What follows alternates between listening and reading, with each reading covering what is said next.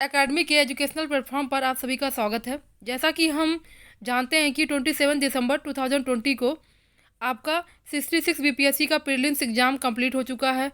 I hope आप लोगों ने अपने डिफरेंट कोचिंग इंस्टीट्यूट से आंसर कीज मैच कर ली होंगे और आपका सिलेक्शन हो रहा होगा। आप 95 अगर मार्क्स गेट कर रहे हैं प्रीलिम्स के, तो हम ये मान रहे हैं कि आपका सिलेक्शन हो रहा है। तो अब आप अपना टाइम बिल्कुल भी वेस्ट मत करिए, आप अपनी मेंस की तैयारी में लग जाइए, क्योंकि मेंस की तैयारी में अगर एक भी दिन आपने यहाँ से वेस्ट कर दिया तो आप रेस में पीछे हो रहे हैं। आपको डेफिनेटली इस बार सिलेक्शन लेना ही है, इसके लिए आपको सीरियस होना होगा।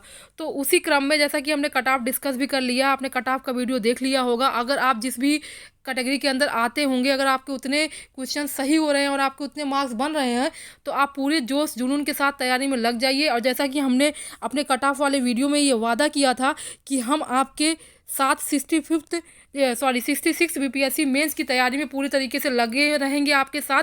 आपको जो भी प्रॉब्लम्स होगी, जो भी आपको सिलेबस आपको नहीं मिल रहा होगा, या जो जिससे रिलेटेड मटेरियल आपको नहीं मिल रहा होगा, जिस भी सब्जेक्ट से रिलेटेड, वो सारी चीज़ें हम आपको अपने चैनल पर प्रोवाइड करवाएंगे फ्री ऑफ कॉस्ट। सो आप भी हमारे साथ इस तैयारी में, जैसे हम जोश के साथ लगे हुए हैं, आप भी अगर पूरा बराबरी का साथ देंगे इसी तरीके से, तो हम और आप दोनों मिलकर ज़रूर इस लक्ष्य को पूरा कर पाएंगे और इसी ईयर के एंड तक ज़रूर आपको बीपीएससी में सिलेक्शन दिलवा देंगे, आपका सिलेक्शन हो जाएगा। तो इस क्रम में ज़्यादा समय व्यतीत ना करते हुए, वेस्ट ना करते हुए, हम इस क्रम में अपना पहला वीडियो लेके आ रहे हैं 66 बीपीएससी मेंस की तैयारी के लिए। जैसा कि हमें पता है कि 66 बीपीएससी मेंस के अंदर आपके जीएस के दो पेपर होते हैं, पेपर 1 एंड पेपर 2। तो पेपर 1 के अंदर आपको ब्रॉड लेवल पे पता ही होगा कि आपका उसके अंदर हिस्ट्री आती है, और उसके बाद हिस्ट्री के साथ आपका आईआर आता है, और प्लस आपका स्टैटिक्स पोजीशन आता है, ठीक है। बट आज का जो हमारा है ये वीडियो, वो बेसिकली पेपर 2 के लिए है। और पेपर 2 में बेसिकली इंडियन पॉलिटी का जो पहला सेक्शन होता है उसके लिए है, ठीक है। तो हम इसमें इंडियन पॉलिटी, लेकिन बारी बारी हम सारी चीज़ें डिस्कस कर लेंगे, बट इस वीडियो में हम केवल इंडियन पॉलिटी को डिस्कस करने जा रहे हैं कि इंडियन पॉलिटी का सिलेबस क्या है, इंडियन पॉलिटी का आपका सिलेबस क्या है, उसको हम और अच्छे से प्रीवियस ईयर पेपर, तीन साल के प्रीवियस ईयर पेपर को हम यहाँ डिस्कस करेंगे कि कैसे क्वेश्चंस आए हैं, उनके बेसिस पे आपको कैसी तैयारी करनी चाहिए, उनका सोर्स क्या होगा, कैसे आप तैयारी करेंगे तो आप अच्छे से अच्छा मार्क्स कम समय में गेट कर सकते हैं। क्योंकि जो सिलेबस है बहुत ही मतलब वन लाइन में इन्होंने सिलेबस दिया हुआ है, तो आपको क्लियर भी नहीं हो रहा है कि आपको क्या पढ़ना है। तो आपको जानने के लिए सबसे अच्छा माध्यम क्या होगा? सबसे अच्छा माध्यम होगा आपका प्रीवियस ईयर पेपर। तो प्रीवियस ईयर पेपर में कैसे क्वेश्चंस आ रहे हैं उस हिसाब से ही आप डिसाइड कर सकते हो, ठीक है। तो इसीलिए हम आपका इसमें डिस्कस कर रहे हैं कि इंडियन पॉलिटी का सिलेबस क्या होगा, प्रीवियस ईयर पेपर में क्वेश्चंस क्या आए हैं, उसके अकॉर्डिंगली हमारा सोर्स क्या होना चाहिए, जिससे हम कम टाइम में ज़्यादा रिजल्ट दे सकें। जैसा कि आपको पता है कि सेक्शन 1 के अंदर 4 क्वेश्चंस आएंगे जीएस 2 के पेपर में, उसमें से आपको 3 क्वेश्चंस जो है 3 क्वेश्चंस अटेम्प्ट करने होंगे। प्रत्येक क्वेश्चन आपका 38 मार्क्स का होगा, यानी कि 38 इंटू 3 जो इंडियन पॉलिटी का सेक्शन है वो आपका 114 मार्क्स को कवर कर रहा है। बहुत लार्ज वेटेज है और कम टाइम में आप इसमें डेफिनेटली हाई स्कोर कर सकते हैं। 114 मार्क्स में आप अच्छा स्कोर कर सकते हैं अगर आप दिमाग से तैयारी करेंगे, दिमाग से प्रीवियस ईयर पेपर को देखते हुए और सोर्सेज को अच्छे से मिनिमाइज करते हुए करेंगे, तो डेफिनेटली आप अच्छा स्कोर कर पाएंगे। और आपके इसमें पूरा सहयोग करने के लिए आईएनसीएस एकेडमी आपके साथ खड़ा हुआ है, इसमें कोई भी शक या कोई भी गुंजाइश नहीं बचेगी, ठीक है। तो पहले हम अपना देख लेते हैं बीपीएससी ने क्या अपना सिलेबस क्या दिया हुआ है। तो सिलेबस देख लेते हैं। देखिए सिलेबस में इन्होंने क्या कहा हुआ है, आपको ये देखना है, इससे आपको क्लियरिटी मिलेगी कि हमें पढ़ना क्या है। देखो पेपर 2 में यहाँ देख लो, आपको आपका ये इंडियन पॉलिटी है पहला सेक्शन। जैसा कि पता है पहले सेक्शन और दूसरे सेक्शन में 4 क्वेश्चन आते हैं, उसमें से 3 अटेम्प्ट करना होता है, प्रत्येक क्वेश्चन 38 मार्क्स का होता है, तो 114 वेटेज हो गया। और थर्ड सेक्शन जो होता है उसमें आपको केवल 2 क्वेश्चन ही करने होते हैं, ठीक है। तो हम पहला सेक्शन कर रहे हैं इंडियन पॉलिटी। और देखो इंडियन पॉलिटी को यहाँ इन्होंने इस लाइन में डिस्क्राइब किया है कि जो पेपर 2 का जो इंडियन पॉलिटी का सेक्शन होगा, ये इंक्लूड करेगा questions on the political system in India and Bihar. मतलब इन्होंने एक लाइन बस बता दिया ऑन पॉलिटिकल सिस्टम, तो पॉलिटिकल सिस्टम होता क्या है, डेफिनेटली इसके बारे में आपको आइडिया बहुत अच्छा होना चाहिए। तो पॉलिटिकल सिस्टम के अंदर आपका कि आ जाएगा कि आपका सिस्टम में मेन चीज़ें क्या हो जाएगी, प्रियम्बल हो जाएगी आपकी, मतलब आपका पार्ट 1 स्टेट यूनियन, किस तरह का आपका कॉन्स्टिट्यूशनल गवर्नमेंट है या पॉलिटिकल गवर्नमेंट है या डायरेक्ट डेमोक्रेसी है, इनडायरेक्ट डेमोक्रेसी है, पार्लियामेंट्री सिस्टम है या प्रेसिडेंशियल सिस्टम है। तो ये आपको सिस्टम अच्छे से पता होना चाहिए और कॉन्स्टिट्यूशन क्या होना चाहिए। जैसा कि आप प्रीवियस ईयर पेपर्स भी देखो, अभी हम डिस्कस करेंगे तो वहाँ से भी आइडिया लग जाएगा कि मतलब कैसे, मतलब इसके जो इन्होंने एक लाइन लिया है ऑन पॉलिटिकल सिस्टम, तो इनका मेन एरिया मतलब 2 क्वेश्चन तो इसी पॉलिटिकल सिस्टम पे ही आ रहे हैं बेसिकली, और बिहार पे एक क्वेश्चन आ रहा है, ठीक है। तो हम इसको अच्छे से मतलब डिटेल में इसको स्टडी करेंगे, ठीक है। तो ये हमें पता होना चाहिए पॉलिटिक्स सिस्टम अच्छे से। तो इस क्रम में पहले हम, जैसा कि हमने देख लिया कि सिलेबस बहुत ही मतलब बहुत ही कम इन्होंने डिस्क्राइब किया हुआ है, तो इससे पूरा आइडिया नहीं लग पाएगा। जब तक कि आप प्रीवियस ईयर क्वेश्चन पेपर को नहीं देखोगे तब तक आप नहीं समझ पाओगे कि आखिर हमें शुरुआत कहाँ से करनी है पॉलिटी की और ख़त्म कहाँ पे करना है। तो उसके लिए हमें मतलब प्रीवियस ईयर को जाना बहुत ज़रूरी है, ठीक है। इस क्रम में हमारा आपका हम डिस्कस करने जा रहे हैं कि पहला जो 65th अभी लेटेस्ट जो एग्ज़ाम हुआ है, सबसे लेटेस्ट एग्ज़ाम जो हुआ है वो आपका 65th ही हुआ है, ठीक है। तो उसी से हम आइडिया लेंगे। तो जैसा कि हमने कहा पॉलिटिकल सिस्टम, तो देखो पॉलिटिकल सिस्टम के अंदर क्या क्या आ जाएगा आपका, उसके अंदर आपका आ जाएगा मतलब जो भी पार्ट 1 से लेकर के पार्ट 4A तक चीज़ें हैं वो डेफिनेटली उसके अंदर एक क्वेश्चन तो आ ही रहा है। 65th हो चाहे 64th देख लेना आप, चाहे 63rd देख लेना, यानी कि पार्ट 1 से पार्ट 4 के अंदर क्या आ रहा है, मतलब इंडियन स्टेट्स आ रहे हैं, ठीक है, पार्ट 1। उसके बाद पार्ट 2 के अंदर आपका आ जाता है सिटीजनशिप, पार्ट 3 के अंदर आपका आ जाता है फंडामेंटल राइट्स, और पार्ट 4 के अंदर आ जाता है DPSP यानी कि directive policies of state policy. उसके बाद directive principles of state policy आ जाता है। पार्ट 4A के अंदर आ जाता है राइट्स। तो मतलब ये प्रियम्बल भी आपको अच्छे से याद होना चाहिए क्योंकि आप उनको कोट कर सकते हो, क्योंकि ये जो है रिटन का एग्ज़ाम है, इसमें आपको मतलब ये नहीं कि आपको बहुत सारा कुछ याद हो, बट लेकिन उससे रिलेटेड अगर आपके पास कोर्ट्स हैं, जजमेंट्स हैं, सुप्रीम कोर्ट के वर्डिक्ट्स हैं, उनका एग्जैक्ट स्टेटमेंट है, तो उससे आपके जो आंसर्स होंगे, आंसर राइटिंग में एक बहुत मतलब वेटेज आएगा। बेसिकली यहाँ यही खेल है। तो अगर आप ये अब डिपेंड नहीं करेगा कि आप प्रीलिम्स में 100 कुछ 120 सही किए होंगे, कुछ 113 सही किए होंगे, 120 तक भी लोग गए होंगे, बट यहाँ पे बैटलफील्ड सेम है। इवन जो 95 वाला बंदा है वो यहाँ पे 120 को बीट कर सकता है। तो अल्टीमेट गोल क्या है आपका, एग्जाम में सिलेक्शन लेना। तो अब जो पुरानी बातें हैं वो सब ख़त्म हो चुकी हैं। अब आप यहाँ से सब जीरो लेवल पर खड़े हुए हो। अब यहाँ से जो दिमाग लगा के स्टडी करेगा सही डायरेक्शन में वो डेफिनेटली सिलेक्शन पा जाएगा, ठीक है। इस यहाँ से आपको डुअल थॉट आपके दिमाग में दोहरी मानसिकता बिल्कुल भी नहीं आनी चाहिए कि अरे मैं तो यार 95 पाया हूँ, मतलब एग्जैक्ट कट ऑफ पे ही मैंने सिलेक्शन लिया है। कोई मैटर नहीं करता ये सब, ठीक है, ठीक है। ज़्यादा और बातें नहीं करेंगे इस बारे में। आप आई होप आप मोटिवेटेड होंगे। तो हम पहला क्वेश्चन डिस्कस करते हैं जो 65th आपका BPSC में आया था, अभी जल्द ही हुआ है पेपर इसका। तो देख लेते हैं। Do you agree with the view that our constitution has given fundamental rights by one hand and taken them back by another hand, ठीक है। हिंदी में भी इस क्वेश्चन को पढ़ लेते हैं क्योंकि हिंदी में भी बहुत सारे बच्चे होंगे जो हिंदी से तैयारी कर रहे होंगे, तो उनके लिए भी अच्छा आइडिया मिल जाएगा। क्या आप इस वक्तव्य से सहमत हैं कि हमारे संविधान ने एक हाथ से मौलिक अधिकार दिए किंतु दूसरे हाथ से उन्हें वापस ले लिया? तो मतलब देखो मैंने आपको बताया था ना कि पार्ट 1 से लेकर के पार्ट 4A तक जरूर क्वेश्चन ये कवर कर रहा है। अभी हम देखेंगे पिछले 2 साल के पेपर में भी इन पार्ट से क्वेश्चन आया ही आया है। तो क्या आप इस बात से सहमत हैं कि फंडामेंटल राइट्स कॉन्स्टिट्यूशन ने हमें एक हाथ से दिया और एक हाथ से उन्हें वापस ले लिया, ठीक है। तो मतलब ये क्वेश्चन अगर आप फंडामेंटल राइट्स को अच्छे से पढ़े होंगे तो डेफिनेटली ये कर पाएंगे। मतलब इसमें आपको मतलब इतना ज़्यादा आपको इसमें मतलब कोई करंट से कोट भी नहीं करना है। ये बिल्कुल बेसिक क्वेश्चन है। अगर आपने लक्ष्मीकांत के अंदर सबसे अच्छी पॉलिटी की बुक तो लक्ष्मीकांत ही है। एक सोच तो इसको बना के ही रखना है कि लक्ष्मीकांत को आपको करना है, लेकिन लक्ष्मीकांत पूरी करने चले जाओगे तो पागल हो जाओगे, समय भी कम है और उससे ज़्यादा बेनिफिट भी नहीं मिलेगा। लेकिन अब ये फंडामेंटल राइट यानी पार्ट 1 से लेकर के जो एटलीस्ट उसका जो पार्ट 1 वाला सेक्शन है, पूरा 8 चैप्टर जो आ रहे हैं उसमें, वो तो आपको अच्छे से करना ही पड़ेगा। क्योंकि अगर आपने फंडामेंटल राइट्स का ये चैप्टर किया हो, कर लेंगे आप अच्छे से पॉलिटी से, डेफिनेटली ये क्वेश्चन क्रैक करने में आपको कोई भी प्रॉब्लम नहीं होगी। ठीक है,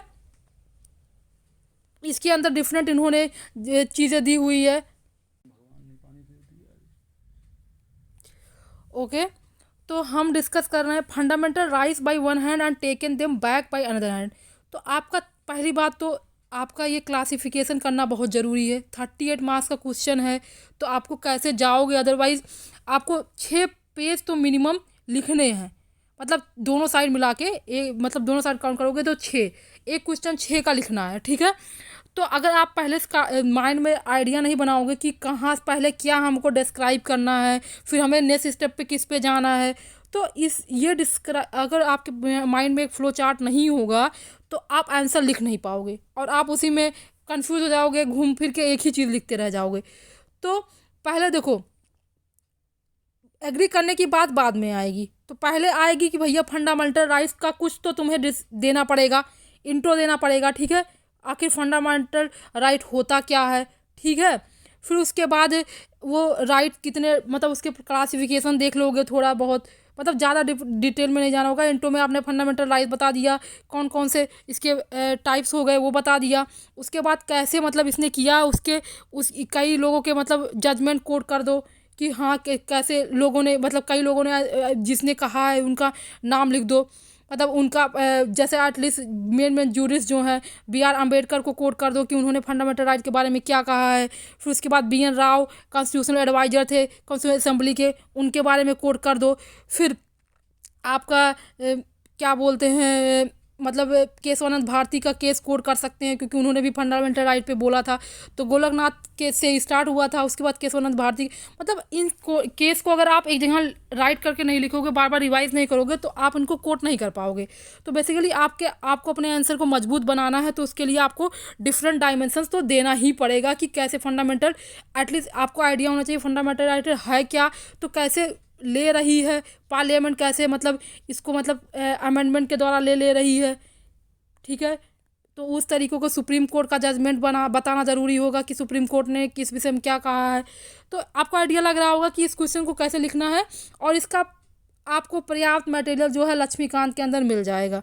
ठीक है, अगर आपको समझ में नहीं भी आ रहा, मतलब बेसिक ये है कि आपको यहाँ पे डिफिनीसन क्लियर होना बहुत ज़रूरी है और वो याद होना बहुत ज़रूरी है, तभी आप वहाँ पे लिख पाओगे। तो फंडामेंटल राइट्स क्या होते हैं, कैसे हैं, ये सब आपको हम अगले वीडियो में जब हम डिस्कस करेंगे। अभी हम बस देख रहे हैं कि क्वेश्चन कहाँ से आ रहा है और क्या आइडिया, बेसिकली आंसर लिखना कैसे है। ठीक है, आपको ये वाला क्वेश्चन समझ में आ गया होगा। नेक्स्ट क्वेश्चन पे बढ़ते हैं। नेक्स्ट क्वेश्चन आपका आया है कि Indian parliament is not a sovereign law making institute. ठीक है, ये कह रहा है कि जो इंडियन पार्लियामेंट है वो समन इंस्टीट्यूट नहीं है। तो आपको पहली बात तो समन का आइडिया होना चाहिए, समन होता क्या है, या नॉन समन लॉ मेकिंग इंस्टीट्यूट कैसे होता है। तो समन का मतलब पता होगा कि जो अपने जो अपना निर्णय मतलब खुद से ले सके, उसके बाद जिसके मतलब जजमेंट पे किसी और का असर ना पड़े। तो उस तरीके से अगर आपको मतलब वर्ड्स के कीवर्ड्स के डिफिनीसन भी पता है, तब भी आप उनके डायमेंशंस देख के लिख सकते हो। तो मेन आपका मतलब एम होना चाहिए कि आपके जो डिफिनीसन्स हैं, सवर्ण हो गया, सोशलिस्ट, सेकुलर क्या कहता है, ये सब वर्ड्स आपके बहुत मतलब जुबान पे एकदम रटे होने चाहिए, तभी आप उनका इंट्रो में इस्तेमाल करके मजबूत कर पाओगे। और मेन कोट आप तैयार कर लो, केशवानंद भारती केस में क्या हुआ था, फिर उसके बाद आपका मतलब सुप्रीम कोर्ट का जजमेंट क्या है, मतलब सुप्रीम कोर्ट के जो भी जजमेंट है, मेन चीज़ें, वो सब आपको डिफिनीसन याद करके रखनी होगी। ठीक है, कहीं ना कहीं ये भी तुम्हारा आपका जो क्वेश्चन है, ये क्वेश्चन भी बेसिक से आ गया है, और ये दोनों ही इंडियन पॉलिटी का के क्वेश्चन आ गए हैं। इसमें मतलब तुम्हें ये आप लोग को ये कोट करने की जरूरत नहीं है बिहार के परिपेक्ष में। तो 2 सवाल जो हैं ये तो इंडियन पॉलिटी के आ गए, लेकिन 2 क्वेश्चन तो आपके इंडियन पॉलिटी के उसमें आ गए हैं। और बाकी 2 क्वेश्चन जो हैं वो उसमें बिहार का जिक्र आपको करना पड़ेगा, अदरवाइज आपका मार्क्स नहीं आएंगे। यानी कि मतलब अगर 2 आप इंडियन पॉलिटी का अटेम्प्ट करते हो तब भी आपको 1 क्वेश्चन तो यानी बिहार का भी तो पॉलिटी का आइडिया लेना पड़ेगा, क्योंकि आपको 3 क्वेश्चन अटेम्प्ट करने हैं इस सेक्शन से, तो 2 अगर आप इंडियन पॉलिटी का अटेम्प्ट कर दोगे तब भी तो आपको एक बिहार के पर्पज में अटेम्प्ट करना ही पड़ेगा, तो बिहार का भी आइडिया लेना पड़ेगा। जैसे ये क्वेश्चन है थर्ड आपका, system of Indian political parties is not nationalistic but it is individualistic, explain this fact in the context of Bihar. ठीक है, अब नेशनलिस्टिक क्या होता है, इंडिविजुअलिस्टिक क्या होता है। जैसे कि नेशनलिस्टिक का मतलब होता है कि नेशनल लेवल पर, राष्ट्रीय स्तर पर, और इंडिविजुअल का मतलब होता है एज व्यक्ति परिप्रेक्ष्य में, मतलब एक व्यक्ति, एक इंडिविजुअल चेहरा है, उसी चेहरे को क्या बोलते हैं आप सब कुछ मान रहे हो। जैसे इस समय अगर देखा जाए तो आपका इंडिविजुअलिस्टिक मतलब नेशनलिस्टिक ना होकर के इंडिविजुअलिस्टिक हो रहा है, क्योंकि देखो मोदी गवर्नमेंट जब भी आ रहा है वहाँ नरेंद्र मोदी का चेहरा, तो ये क्या हो गया कि एक व्यक्ति परिप्रेक्ष्य में आपका राजनीति जो है वो घूम रही है। तो मतलब इस तरीके से बिहार के परिप्रेक्ष्य में भी आप एग्जाम्पल लेके अच्छे से समझा सकते हो। हम आगे मतलब वीडियो जो बनाएंगे उसमें इसको और डिटेल में डिस्कस करेंगे। बस आपको ये आइडिया लेना है कि इंट्रो कहाँ से शुरू करना है, मतलब मेन बॉडी पार्ट क्या होगा, फिर कंक्लूजन हमें देना है। 38 क्वेश्चन पार्ट को मतलब अगर छः मतलब पेज में इसको लिखना है तो इंट्रो भी आपका एक सॉलिड होना चाहिए 1 पैराग्राफ का। फिर उसके बाद बॉडी पार्ट होना चाहिए, बॉडी पार्ट को भी डिस्क्राइब करेंगे कि इसकी डिफिनीसन क्या है जो भी क्वेश्चन आया है। उसके बाद उसके मतलब एडवांटेज क्या है, डिसएडवांटेज क्या है, फैक्टर्स जो अफेक्ट कर रहे हैं, हम क्या इनको वे फॉरवर्ड क्या होगा, क्या सजेशन दे सकते हैं। मतलब ये चीज़ें आपको अगर डायमेंशन वाइज में आप सोचोगे तो आप डेफिनेटली अच्छा मार्क्स गेट करोगे। ठीक है, नेक्स्ट क्वेश्चन देखते हैं जो कि बहुत ही इजी क्वेश्चन है और बहुत अच्छा लिखा जा सकता है ये अगर आपने अच्छे से किया हुआ है। What do you understand by the e governance, e governance discuss the position of e governance in Bihar. तो इसका सोर्स क्या होगा, इसके लिए थोड़ा सा आपको मतलब बिहार में जो स्कीम्स चल रही हैं ई गवर्नमेंट से रिलेटेड वो देखनी पड़ेंगी। मतलब इस चीज़ में आपको योजना मैगजीन जो है और कुरुक्षेत्रा मैगजीन ये बहुत मदद करेगी। तो आप तो योजना कुरुक्षेत्रा खुद से मतलब ढूंढ के करोगे तो बहुत ही मेहनत लग जाएगा। इसीलिए जो मतलब योजना कुरुक्षेत्र का जो पार्ट आपके एग्ज़ाम के लिए 66 के लिए नेसेसरी होगा वो पार्ट हम यहाँ पे आपको बहुत ही कम टाइम में प्रोवाइड कर देंगे। इसके लिए हमारा जोश बढ़ाने के लिए आप हमारे चैनल को ज़्यादा से ज़्यादा लाइक करें, सब्सक्राइब करें, शेयर करें, जिससे हमारी भी एनर्जी बढ़े। बिकॉज मतलब कुछ तो मतलब एनर्जी के लिए कुछ तो लोग जुड़े होते हैं, तभी एनर्जी मिलती है, तभी काम करने का आनंद भी आता है। तो अगर आप पूरे जोश हमारे साथ दिखाएंगे और आप कंटेंट की डिमांड करेंगे तो डेफिनेटली हम वैसे भी हम पूरी कोशिश करेंगे। जब हमने वादा किया है तो हम तो अपना तो बेस्ट देने की कोशिश करेंगे। तो इसके लिए ई गवर्नेंस से इम्प्लीमेंटेशन में ये योजना मैगजीन जो है बहुत ज़्यादा मदद कर देगी। और हिंदी इंग्लिश मीडियम दोनों के लिए ही ये महत्वपूर्ण है, क्योंकि जो कंटेंट मैंने बताया है वो हिंदी इंग्लिश दोनों में प्रोवाइडेड है। सोचो इससे अच्छी बात क्या हो सकती है कि मतलब दोनों मीडियम के लिए मिलना मटेरियल बहुत मुश्किल है। बट योजना मैगजीन वो भी हिंदी में आती है, कुरुक्षेत्रा भी हिंदी में आती है और लक्ष्मीकांत की बुक तो हिंदी में अवेलेबल है ही। तो मतलब अगर आप इस तरीके से देख रहे हो मतलब कुछ बेसिक चीज़ें ही एरिया में हैं। अगर ई गवर्नेंस के में तब योजना आपकी मैगजीन बहुत मदद कर देगी। ठीक है, फिर आपको लक्ष्मीकांत का सोर्स बताया गया और एक सोर्स आपका है जो विजन मेंस 365 आई है अभी। विजन मेंस 365 में जो पॉलिटी का सेक्शन होगा उसमें से जो इम्पोर्टेंट रहेंगे टॉपिक्स, क्योंकि 2 क्वेश्चन जो है वो आपका कहीं ना कहीं करंट से रिलेटेड है। जैसे क्वेश्चन नंबर 3 और 4 कहीं ना कहीं ये करंट से रिलेटेड है। बाकी वो 2 क्वेश्चन तो आपको बेसिक हैं जो लक्ष्मीकांत से और कहीं ना कहीं से कोर्स वगैरह कवर करके कर सकते हो।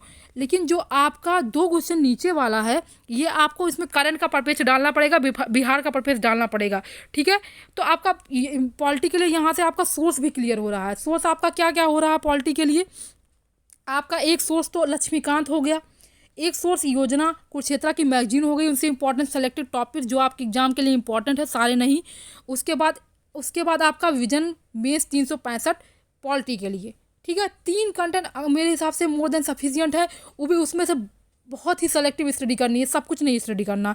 अभी आपका और क्लियर होता जाएगा। पिछला हम 64 का पेपर भी डिस्कस कर लेंगे और 63 का, तो ये 65 का था, आपने देख लिया होगा। बहुत मतलब आसान लगने लगा होगा। जो चीज़ एक मतलब लग रही होगी इंडियन पॉलिटी पूरी पढ़नी है, मतलब दिमाग में बहुत सारे कन्फ्यूजन आ रहे होंगे, आई होप वो अब आपके क्लियर होते नज़र आ रहे होंगे। ठीक है, अगला डिस्कस कर लेते हैं हम 64th BPSC मेंस का इंडियन पॉलिटी सेक्शन हम डिस्कस करेंगे।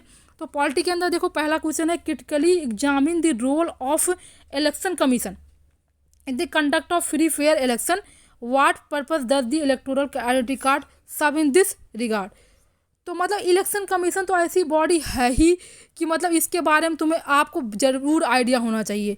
इलेक्शन कमीशन हो गया, कैग हो गया, आपका अटॉर्नी जनरल हो गया, तो मतलब इन सबको तो आपको अच्छे से करना ही हो। तो इलेक्शन का अभी जैसा कि आपको पता ही है, बिहार में अभी स्टेट लेजिस्लेटिव इलेक्शंस हुए हैं, तो मतलब इलेक्शन कमीशन का रोल मतलब इस बार भी हो सकता है ये सवाल रिपीट, मतलब डायरेक्ट फॉर्म में ना तो इनडायरेक्ट फॉर्म में कहीं ना कहीं इलेक्शन कमीशन से क्वेश्चन आ जाए, तो इस साल के लिए भी ये क्वेश्चन इंपॉर्टेंट हो जा रहा है। तो आपको इलेक्शन कमीशन के ऑफ इंडिया के बारे में एटलीस्ट इसके रूल्स रेगुलेशंस कौन से आर्टिकल में डिस्कस है, बिकॉज आर्टिकल अगर आप कोट नहीं करोगे तो आपको क्या पॉलिटिकल नॉलेज है। तो मतलब आर्टिकल आपको इस बेसिकली जिस बॉडी के बारे में डिस्कस हो रहा है उसके बारे में आपको पता होना चाहिए। तो यहाँ से आइडिया लग रहा है कि कौन कौन से फाइनेंस कमीशन आ सकता है, आपका हो सकता है, क्योंकि फाइनेंस कमीशन का भी रोल सेंट्रल स्टेट रिलेशंस में होता है, तो इसलिए इस क्वेश्चन आ सकता है। ठीक है, ये भी बेसिक से क्वेश्चन है और थोड़ा बहुत मतलब इसमें हाँ पार्ट तो बेसिक है और हाँ पार्ट इसका करंट से रिलेटेड है। तो करंट का मतलब क्या चल रहा है, इलेक्शन कमीशन का रोल कैसे है, वो आपको डिस्क्राइब करना पड़ेगा। ठीक है, नेक्स्ट क्वेश्चन है आपका, do you agree that Indian politics today primarily revolves around development politics rather than ascriptive politics, discuss with reference to Bihar. तो क्या आप सहमत है कि भारतीय राजनीति आज मुख्य रूप से वर्णात्मक राजनीति की बजाय विकास राजनीति के आसपास घूमता है? बिहार के संदर्भ में चर्चा करें। ठीक है, तो पहली बात तो आपको ये पता होना चाहिए कि वर्ड, यहाँ एक नया वर्ड यूज हो गया, एस्क्रिप्टिव। डेवलपमेंट पॉलिटिक्स का तो मतलब पता ही है होगा कि क्या होता है, जहाँ डेवलपमेंट के बारे में बात हो, जैसे मतलब फूड, हेल्थ, इस सब स्कीम के बारे में बात हो, मतलब ये चीज़ें हो जाएंगी आपकी डेवलपमेंट पॉलिटिक्स। जहाँ पे हर किसी के लिए रोटी कपड़ा मकान की बात हो तो डेवलपमेंट पॉलिटिक्स की बात हो जाएगी। ठीक है, आए दिन मतलब यही मेन लोग वादा करके कि हाँ हम घर दिलवाएंगे, टॉयलेट की व्यवस्था करवाएंगे, इसी पर सरकार बन रही है, इसी के इर्द गिर्द कहीं ना कहीं घूम रही है। कोई कह रहा है कि हम लैपटॉप कंप्यूटर्स देंगे, तो ये तरीके से डेवलपमेंट पॉलिटिक्स की जगह बात हो रही, ना कि एस्क्रिप्टिव पॉलिटिक्स क्या है। एस्क्रिप्टिव वर्ड का मीनिंग आपको बहुत ज़्यादा क्लियर होना ज़रूरी है। मतलब एस्क्रिप्टिव का मतलब होता है जो चीज़ें हेरिडेटरी यानी वंशागुणत हों, मतलब जैसे कोई भी अगर मतलब रिच है तो वो मतलब रिच बना रहे, मतलब यानी कि मतलब सेक्स का बात हो या किसी डिफरेंट मतलब प्लेस ऑफ बर्थ, ओरिजिन, इनके बेस पे अगर विभेद किया जाए कि उसको हम एस्क्रिप्टिव पॉलिटिक्स कहते हैं। ठीक है, मतलब अगर किसी डिफरेंट आप कम्युनिटी में जन्म ले लिए हो या आपका सेक्स मतलब मेल फीमेल इस या किसी सेक्स के बेस में आप में डिफरेंस किया जाए तो उसको एस्क्रिप्टिव पॉलिटिक्स कहते हैं। क्लियर हो रहा होगा। जबकि डेवलपमेंट पॉलिटिक्स में मतलब हर किसी के डेवलपमेंट की, चाहे वो कितना से कितना गरीब, पुअर से पुअरेस्ट क्यों ना हो, उसको उठाने की बात होगी तो डेवलपमेंट पॉलिटिक्स की होगी। और इसी के अपोजिट अगर आप किसी रिच के लिए आप सोच रहे हो कि रिच के लिए ही कानून बनाए, रिच को आगे बढ़ाने की बात करें, दैट इज़ द, और किसी डिफरेंट सेम एक सेक्स के लिए बात करें, किसी एक प्लेस ऑफ बर्थ के कि हाँ ये इस प्लेस पे बर्थ हुआ है तो इसको ऊपर रख के देखेंगे, दैट इज़ द एस्क्रिप्टिव पॉलिटिक्स। अगर आपको ये वर्ड भी अच्छे से क्लियर होगा तब भी आप इसके रिवॉल्व करके आप अच्छे से अपना आंसर बना सकते हो। तो इस वर्ड्स की कितनी ज़्यादा अहमियत है, तो ऐसे वर्ड्स जो हैं आपका डिफिनीसन इनका तैयार होना चाहिए। ठीक है, ये क्वेश्चन भी आप डिफरेंट डाइवर्सन में देख लोगे। अगला है आपका, ये भी आपका करंट से रिलेटेड है। अगर करंट में आप अच्छे से कर रहे होगे मेंस 365 में डेफिनेटली इसका जिक्र हुआ होगा।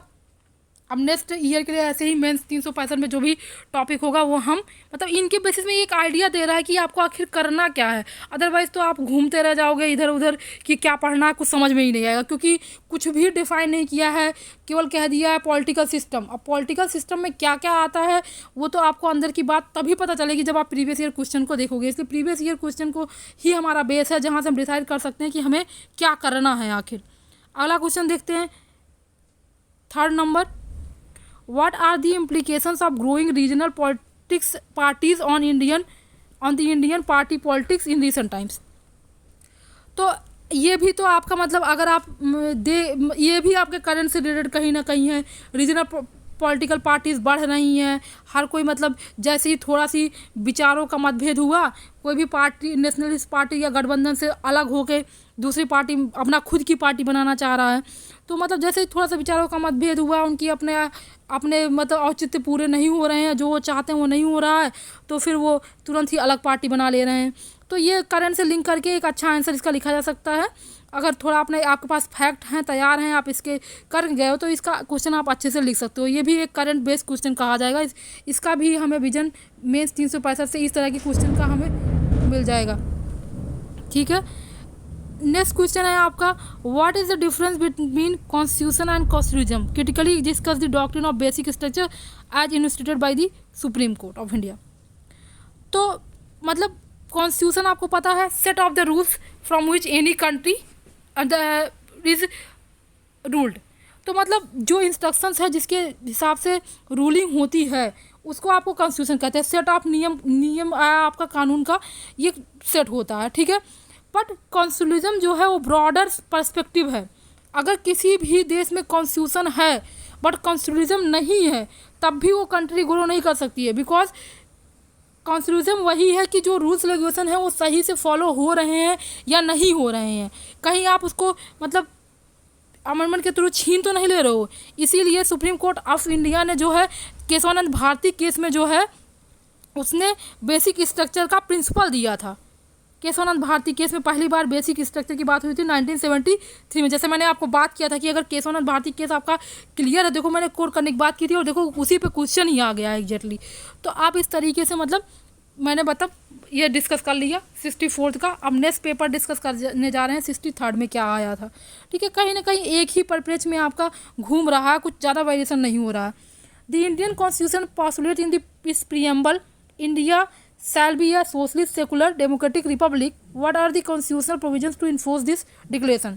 भारतीय संविधान अपनी प्रस्तावना में भारत को एक समाजवादी धर्मनिरपेक्ष लोकतांत्रिक गणराज्य घोषित करता है। इस घोषणा को क्रियान्वित करने के लिए कौन से संवैधानिक उपबंध दिए हैं? अब देखो ये सवाल मतलब बहुत ही अच्छे तरीके से लिखा जा सकता है और 6 पेज तो इसमें लिखने में कोई भी दिक्कत नहीं होगी। इसको आप ब्रॉड पर्सपेक्टिव में बता सकते हैं, क्योंकि अब सोशलिस्ट मैंने जैसे आपको बताया कि एटलीस्ट जो प्रीएम्बल में वर्ड यूज हुए हैं वो आपको अच्छे से पता होना चाहिए, उनकी डिफिनेशन पता होना चाहिए। सोशलिस्ट आखिर होता क्या है, सेकुलर क्या होता है, डेमोक्रेटिक क्या होता है, रिपब्लिक क्या होता है। ठीक है, ये वर्ड्स आपको अगर अच्छे से पता होंगे तभी तो आप जान पाओगे कि कौन कौन से प्रोविजंस इसके अंदर लाए गए हैं। तो जैसे सोशलिस्टिक का मैं कुछ एग्जांपल दे दूँ। सोशलिस्ट को आप देख सकते हो कि इसका जिक्र कहीं ना कहीं फंडामेंटल राइट में हुआ है, directive principles of state policy के अंदर हुआ है इसका जिक्र। ठीक है, डेमोक्रेसी का जिक्र, डेमोक्रेसी बनाने के लिए भी डीपीएसपी में जिक्र हुआ है। कुछ मतलब आर्टिकल्स ऐड किए गए हैं। सोशलिस्टिक के लिए ऐड हुआ है कि एवरी पर्सन शुड बी मतलब equal pay for equal wage, equal work for equal wage for equal pay. ठीक है, तो इस तरीके से जो डिस्कशन हुआ है equal wage for equal work के लिए बात हुई है, तो ये सब सोशलिस्टिक नेचर को ही दिखाता है। उसके बाद इंडस्ट्री के मेंटेनेंस के लिए वर्कर्स का रोल, जो कि 42nd कॉन्स्टिट्यूशन अमेंडमेंट्स ऐड से डीपीएसपी में ऐड हुआ था। ठीक है, सेकुलर के लिए आप बता सकते हो 25 से 28 आर्टिकल के अंदर। तो ये आपका मतलब फंडामेंटल राइट्स के अंदर दिख सकता है। तो आप मतलब डिफरेंट एरियाज यहाँ पे डिस्कस कर सकते हो। आपका क्वेश्चन बहुत अच्छा हो जाएगा। इसके लिए मेन आपको आर्टिकल याद नहीं होंगे तो आप कोट नहीं कर पाओगे। ठीक है, जैसा कि मैंने बताया ये भी कहीं ना कहीं जो बेसिक है वो पार्ट 1 जो लक्ष्मीकांत का कवर करता है उसके अंदर ही आ रहा है। Preamble, DPSPs, fundamental rights, fundamental duties, ये सब के अंदर ही आ रहा है, तो इसको अच्छे से करना होगा। उसके बाद ये रहा है critically examine the role of governor in the state politics in India, particularly in Bihar, is he a mere puppet. Governor का रोल हमेशा क्रिटिसाइज, हमेशा न्यूज़ में रहता है कि गवर्नर का मतलब रोल क्या रह गया, बस एक पपेट की तरह है। जब मतलब सेंट्रल गवर्नमेंट ने जो ऑर्डर किया तो उस तो अपने हिसाब से कुछ चल ही नहीं रहा है। तो गवर्नर को अच्छे से पढ़ना बहुत ज़रूरी है। गवर्नर के क्या है, कैसे इसका अपॉइंटमेंट होता है, ठीक है, कैसे इसको रिमूव किया जा सकता है, तो कैसे इसका डिसएडवांटेज हो रहा है, तो ये सब आपको पता होगा। तो डेफिनेटली ये क्वेश्चन आप आराम से लिख सकते हो। कहीं ना कहीं बेसिक 50% बेसिक है और 50% आपका करंट से रिलेटेड क्वेश्चन है ये। अब आगे 3rd नंबर देख लेते हैं। जुडिशियल एक्टिविटीज़म क्या होता है? Is a recent phenomena in the Indian governance, comment and bring out the main arguments in favour and against of judicial activism. तो भारतीय संसद में न्यायिक सक्रियता, जैसा कि एक्टिविज्म का मतलब है कि बिना किसी के मतलब कोई PIL दायर करे या ना करे, मतलब खुद ही जुडिशरी अपना मतलब एक्टिव रोल निभा रही है, किसी भी ऐसी घटना को देखती है जो मतलब किसी के फंडामेंटल राइट्स को तोड़ रहा है, कानून के हिसाब से नहीं चल रहा है, या कॉन्स्टिट्यूशन का कहीं भी ब्रेकेज हो रहा है, तो जुडिशरी अपने आप ही सुप्रीम कोर्ट या हाई कोर्ट कोई चीज़ अगर अपने संज्ञान में लेती है, दैट इज़ दी जुडिशरी हमारी क्या है, एक्टिविज्म है। ठीक है, ऐसा अमेरिका के संविधान में देखा जाता है, पर रिसेंट टाइम में इंडिया में भी देखा जा रहा है। तो ये भी कहीं ना कहीं आपका बेसिक स्ट्रक्चर से रिलेटेड है, जुडिशियल रिव्यू के अंदर ही ए पार्ट है जुडिशियल एक्टिविज्म। तो ये भी आपका हाफ जो है बेसिक है, और हाफ आपका एक करंट से रिलेटेड है, जो कि आपका मेंस 365 से कवर हो जाएगा। उसके बाद फोर्थ क्वेश्चन है आपका, too many political parties are the bane of Indian politics, explain this in fact of Bihar. ठीक है, बहुत सारी पॉलिटिकल पार्टीज बन रही हैं, तो क्या उसके नुकसान हैं, ये आपको इस क्वेश्चन में आपको देखने को लिए बोला गया है। ठीक है, पॉलिटिकल पार्टीज़ के डिफरेंट नुकसान क्या हैं वो आपको देखने हैं।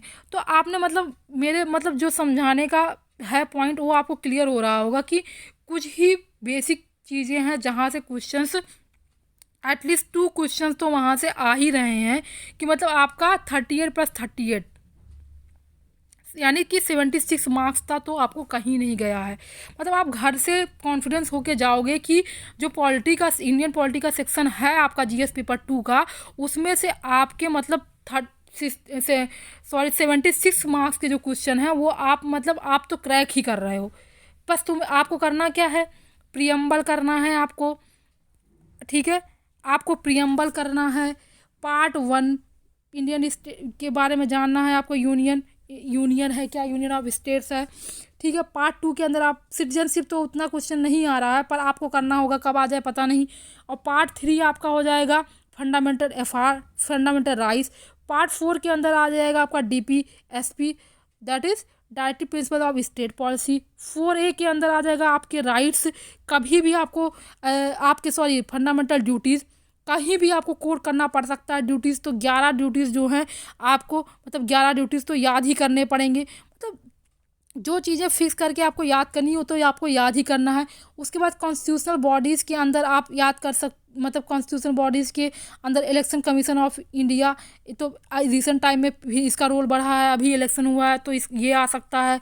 फाइनेंस कमीशन आ सकता है आपका, फिर कैग आ सकता है आपका, कैग का भी रोल बढ़ा है, इसलिए अटॉर्नी जनरल ऑफ इंडिया, मतलब ये अब जो कॉन्स्टिट्यूशन बॉडीज़ मेन इंपॉर्टेंट है वो आ सकती हैं। तो वो उनका आपका एक नोट्स प्रिपेयर होना चाहिए, बेसिक कौन से आर्टिकल में आता है, क्या उसके रोल्स हैं, कैसे उनका अपॉइंटमेंट होता है, कैसे रिमूवल क्या होता है, तो ये चीज़ें आपको पता होनी चाहिए। और उसके बाद अगर देखा जाए तो ये 2 क्वेश्चन जो हैं वो आपका स्टेट्स के ओरिजिन में आ रहा है।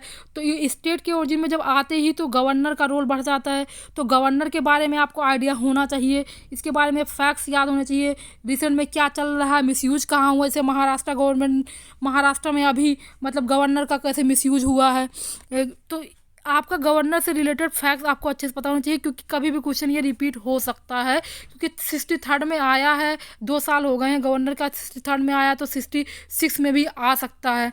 तो गवर्नर का क्या रोल है, प्रेसिडेंट का क्या, पैरेलल ही चलते हैं तो क्या डिफरेंस है। एक बैलेंस स्टडी और अगर बैलेंस नोट्स बना के आप चलोगे तो डेफिनेटली आपका इसमें बहुत ही आसानी से आप क्रैक कर जाओगे। इसी अटेम्प्ट को आप अपना क्यों नहीं, आपने अगर प्रीलिम्स में सिलेक्शन ले लिया, 3 महीने का एकदम सफिशिएंट टाइम है, अगर आप दिमाग से चलोगे तो आप आराम से मतलब इसी साल आप सिलेक्शन पा सकते हो। तो बस आपको दिमाग से चलना है। तो हम आपका इसमें मदद करते रहेंगे, आपको सोर्सेज प्रोवाइड कराते रहेंगे। तो इसमें सोर्सेज आपके बेसिकली विजन मेंस 365 से आप पॉलिटी का सेक्शन कर सकते हो, हम उसमें ऐसे आप इम्पॉर्टेंट टॉपिक्स क्या हैं वो करवा देंगे आपको अच्छे से। और फिर उसके बाद योजना से आप कुछ उठा सकते हो, कुछ बेसिक फैक्ट्स वगैरह, और फ्लो चार्ट, जितना आप फ्लो चार्ट डायग्राम्स यूज करोगे उतना ही आपका आंसर अट्रैक्टिव बनेगा। तो आपके साथ हम इस आपके 66 BPSC मेंस की तैयारी में पूरी तरीके से लगे हुए हैं, और आपको एकदम गाइडलाइंस देते रहेंगे कैसे आपको आंसर राइटिंग करनी है, क्या नहीं करना, कैसे करना है। ठीक है, इसके लिए आप हमारे चैनल को लाइक शेयर सब्सक्राइब करना ना भूलें, और ज़्यादा से ज़्यादा मतलब इसको शेयर करें, और मतलब ये 1 वे सोल्यूशन हो सकता है आपका। अभी हम पॉलिटिक्स डिस्कस कर रहे हैं। नेक्स्ट वीडियो में हम स्टैटिक्स, अगर किसी को प्रॉब्लम हो रही होगी स्टैटिक्स में तो आप कमेंट करके बताइएगा, हम स्टैटिक्स का भी अच्छे से डिटेल्स में आपको प्रीवियस ईयर के क्वेश्चन के माध्यम से आपको डिस्कस कर देंगे। क्योंकि अगर आपने प्रीवियस ईयर क्वेश्चन ही इतना ज़्यादा सोर्स दिया हुआ है, मतलब अगर लास्ट के 3 ईयर्स के प्रीवियस ईयर क्वेश्चन भी आप अच्छे से करके जाएंगे, उसको समझ के जाएंगे स्टैटिक्स में, तब भी आप स्टैटिक्स ऐसा पोर्शन है जहाँ आपको एक भी मार्क्स नहीं जाना है। अगर आप पूरा पूरा सही करके आएंगे तो एक भी मार्क्स नहीं जाना है, सारे आपके सही हो जाएंगे। सही बहुत ज़्यादा स्कोरिंग होता है, ठीक है, क्योंकि एक भी मार्क्स उसमें कटना नहीं है। तो ठीक, आप हमारे चैनल को ज़रूर लाइक करें, शेयर करें, सब्सक्राइब करिए। आपका इस वीडियो को देखने के लिए बहुत बहुत धन्यवाद। आपके प्रीलिम्स के रिजल्ट के लिए बहुत ऑल द बेस्ट। आपका रिजल्ट आई होप बहुत अच्छा रहे और आप सिलेक्शन इसी साल पाएँ। इसके लिए आप ज़्यादा इंतज़ार मत करें। अगर 95 मार्क्स आपके बन रहे हैं तो आप तैयारी में मेंस की लग जाइए। Okay, thank you.